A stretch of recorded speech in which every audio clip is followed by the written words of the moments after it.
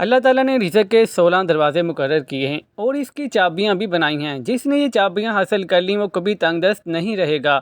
پہلا دروازہ نماز ہے۔ جو لوگ نماز نہیں پڑھتے ان کے رزق سے برکت اٹھا دی جاتی ہے، وہ پیسہ ہونے کے باوجود بھی پریشان رہتے ہیں۔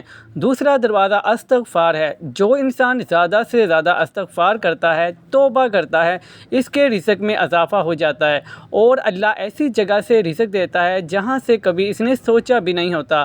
تیسرا دروازہ صدقہ ہے۔ اللہ نے فرمایا کہ تم اللہ کی راہ میں جو خرچ کرو گے، اللہ اس کے بدلے میں تمہیں بے حساب دے گا۔ انسان جتنا دوسروں پر خرچ کرے گا، اللہ اسے 10 گنا بڑھا کر دے گا۔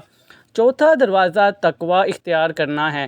جو لوگ اپنے گناہوں سے توبہ کرتے ہیں اور دور رہنے کی کوشش کرتے ہیں، اللہ اس کے لیے آسمان سے رزق کے دروازے کھول دیتا ہے۔ دروازہ کثرت نفل عبادات ہے۔ جو لوگ زیادہ سے زیادہ نفلی عبادت کرتے ہیں، اللہ ان پر تنگ دستی کے دروازے بند کر دیتا ہے۔ اللہ کہتا ہے اگر تم عبادت میں کثرت نہیں کرے گا تو میں تجھے دنیا کے کاموں میں الجھا دوں گا۔ لوگ سنتوں اور فرض پر ہی توجہ دیتے ہیں، نفل چھوڑ دیتے ہیں، جس سے رزق میں تنگی ہوتی ہے۔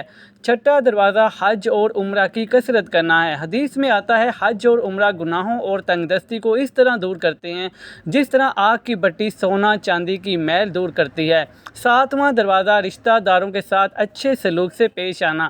ایسے رشتہ داروں سے ملتے رہنا جو آپ کو قطع تعلق ہوں۔ آٹھواں دروازہ کمزوروں کے ساتھ صلہ رحمی کرنا، غریبوں کے غم بانٹنا، مشکل میں کام آنا اللہ کو بہت پسند ہے۔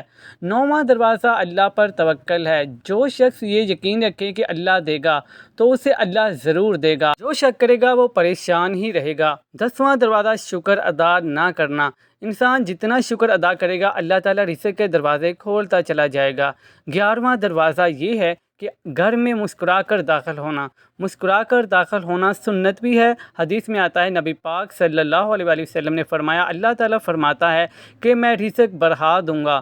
جو شخص گھر میں داخل ہو اور درود پاک پڑھے اور مسکرا کر داخل ہو اور سلام کرے۔ 12واں دروازہ ماں باپ کی فرما برداری کرنا۔ ایسے شخص پر کبھی رزق تنگ نہیں ہوتا۔ 13واں دروازہ ہر وقت باوضو رہنا۔ جو شخص ہر وقت نیک نیتی کے ساتھ باوضو رہے گا تو اللہ تعالیٰ اس کے رزق میں کمی نہیں ہونے دے گا۔ 14واں دروازہ چاشت کی نماز پڑھنا ہے، جس سے رزق میں برکت پڑتی ہے۔ حدیث نبوی ہے، چاشت کی نماز رزق کو کھینچتی ہے اور تنگ دستی کو دور بھگاتی ہے۔ 15واں دروازہ یہ ہے کہ روزانہ سورت واقعہ پڑھنا، اس سے رزق میں برکت آتی ہے اور رزق بڑھ جاتا ہے۔ 16واں دروازہ اللہ تعالیٰ سے دعا مانگنا۔